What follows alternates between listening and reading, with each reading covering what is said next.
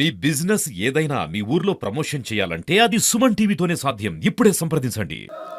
So Nizamabad జిల్లాలో తీవ్ర విషాదం చోటు చేసుకుంది. ఫోక్ సింగర్ శృతి లేదు అనే మాటనైతే నిజామాబాద్ జిల్లా ప్రజానికం మరవలేకపోతూ ఉంది. ఏదేమైనప్పటికీ శృతి ప్రస్థానం గురించి మాట్లాడుకుంటే చాలా మంచి తక్కువ టైంలో చాలా ఎత్తుకి ఎగిచింది తను.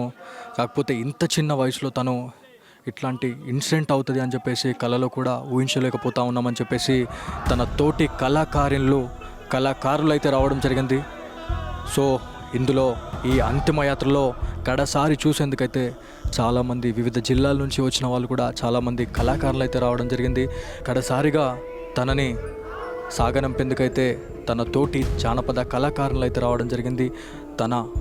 తను పుట్టిందే పాటతో, తను పెరిగిందే పాటతో, ఆ పాటతోనే తనని సాగనంపుతా ఉన్నారు ఇక్కడి తోటి కళాకారులు. సో ఇక్కడ ఒక్కొక్క పాట వింటుంటే మనసు చెల్లించకపోతుంది, కన్నీళ్ళు ఆగట్లేదు. సో ఇట్లాంటి ఇన్సిడెంట్ జరగడం అనేది ఉమ్మడి నిజామాబాద్ జిల్లాలో చాలా బాధాకరం. ఈ మధ్యకాలంలో సోషల్ మీడియా ప్రభావంతో చాలామంది లవ్ ట్రాక్లో పడి చాలామంది మధ్యలోనే క్షణికావేశంతో ఆత్మహత్యలు చేసుకోవడము, అదేవిధంగా అత్తారింటి వేధింపులు తట్టుకోలేక చాలామంది ఉరివేసుకొని చచ్చిపోతూ ఉన్నారు. అక్కడ అత్తారింటి వాళ్ళు చాలా వరకు కూడా ఇబ్బందులు పెట్టిన తర్వాతనే చాలా వరకు ఇప్పుడు ఈ ఇన్సిడెంట్ గురించి మనం మాట్లాడుకుంటే శృతి విషయంలో ఖచ్చితంగా ఇది ఆత్మహత్య కాదు, ఇది ఒక హత్యలాగానే మనం పరిగణించాలి అని చెప్పేసి వాళ్ళు చెప్తా ఉన్నారు. సో ఏదేమైనప్పటికీ ఇట్లాంటి ఇన్సిడెంట్ జరగడం అనేది చాలా బాధాకరం అని చెప్పుకోవాలి.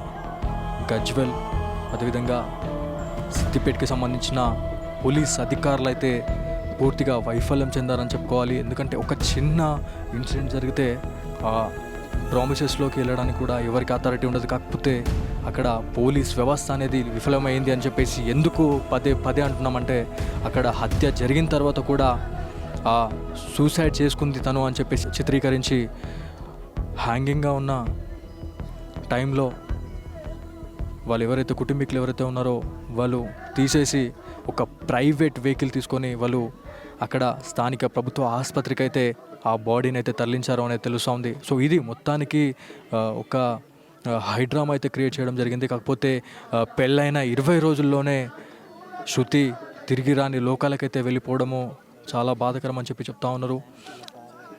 ఏదేమైనప్పటికీ చాలామంది జానపద కళాకారులు వచ్చారు, పెద్ద పెద్ద సింగర్స్ అయితే ఇప్పటికే వస్తున్నారు అనేది తెలుస్తూ ఉంది.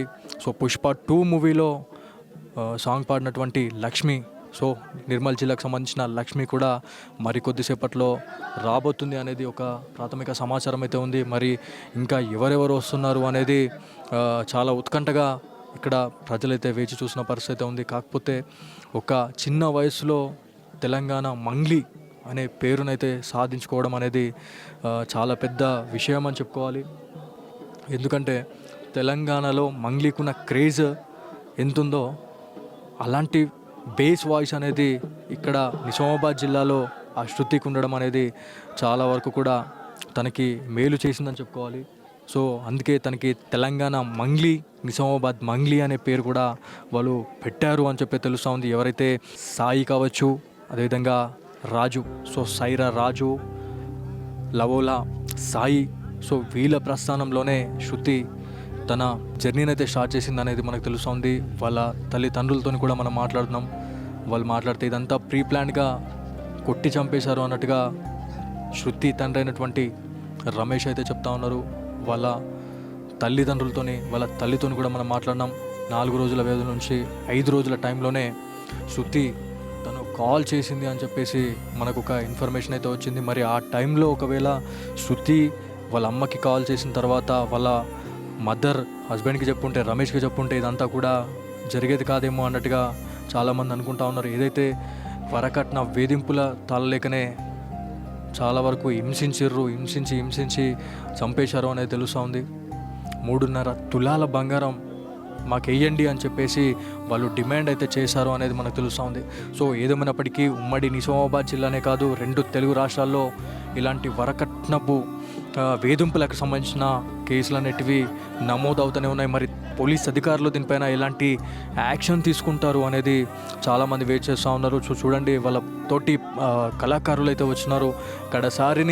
కడసారి శృతిని చూడేందుకు ఎక్కడెక్కడి నుంచో వచ్చిన వాళ్ళు ఉన్నారు. ఆదిలాబాద్, నిర్మల్, కరీంనగర్, వరంగల్, సో పక్కన జిల్లాల నుంచి, ప్రతి ఒక్క జిల్లా నుంచి, హైదరాబాద్ నుంచి వచ్చిన వాళ్ళు చాలామంది ఉన్నారు.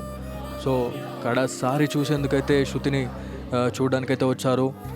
పాటతోనైతే, ఆ జానపద పాటలు, ఆ పాటల తల్లితోనైతే, ఆ శృతమ్మనైతే వాళ్ళు సాగనంపుతా ఉన్నారు అనేది మనకు తెలుస్తూ ఉంది. తిమ్మాపూర్, సో తిమ్మాపూర్ అనగానే శృతి అనే క్యాండిడేట్ గుర్తుకొస్తుంది. ఇప్పుడున్న జనరేషన్లో, ఇప్పుడు ఇన్స్టాగ్రామ్ కావచ్చు, యూట్యూబ్లో శృతికి చాలా మంచి ఆదరణ అయితే వచ్చింది. ఫ్యాన్ బేస్ కూడా పెరిగింది అని చెప్పేసి తెలుసుకున్నాము. ఇంతలోనే ఇట్లాంటి ఇన్సిడెంట్ జరగడం అనేది చాలా బాధాకరం అని చెప్పేసి చాలామంది కోరుకుంటా ఉన్నారు. చాలా మంచి పెద్ద పెద్ద ప్రాజెక్టులు అనేటివి కూడా శృతికి వచ్చినాయి అని చెప్పి తెలుస్తూ ఉంది. సో ఈ మధ్యనే రేణుకా ఎల్లమ్మ తల్లికి సంబంధించిన సాంగ్ కూడా తను పాడడం జరిగింది. ఇంకొక 1 వీక్లో ఒక పెద్ద ప్రాజెక్ట్ అనేది అక్కడ నుంచి కాల్ వచ్చిన తర్వాత, ఎవరైతే ఊనమాలు నేర్పినటువంటి సాయి కావచ్చు, రాజు, అక్కడ ఎవరైతే హైదరాబాద్ నుంచి వచ్చిన శృతి కాల్ లిఫ్ట్ చేయట్లేదు అని చెప్పేసి అన్న తర్వాత, ఏమో అన్న, మాకు కూడా మేము ఫోన్ చేస్తే కూడా స్విచ్ ఆఫ్ వస్తుందని చెప్పేసి తన తోటి అన్నదమ్ములైతే వాళ్ళకి చెప్పడం జరిగింది. కాకపోతే చాలా పెద్ద ప్రాజెక్టులు అయితే వచ్చినాయి అనేది మనకు తెలుస్తుంది. కాకపోతే ఇంత చిన్న సమయంలో ఇట్లాంటి ఇన్సిడెంట్స్ కావడం అనేది చాలా బాధాకరం.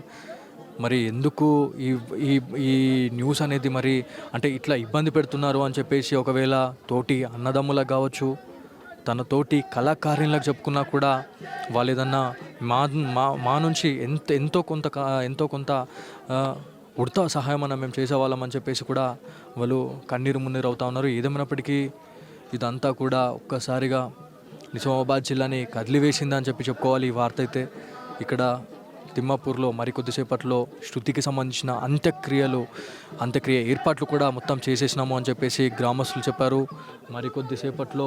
మరికొద్దిసేపట్లో ఈ అంత్యక్రియలు అనేటివి ప్రారంభమవుతాయని చెప్పేసి తెలుస్తూ ఉంది. కడసారిగా చూసేందుకు శృతమ్మని చూడడానికైతే చాలామంది వచ్చినారు. కడసారి పాట పాడుతూ తనకైతే వీడుకోలు అయితే పలుకుతూ ఉన్నారు.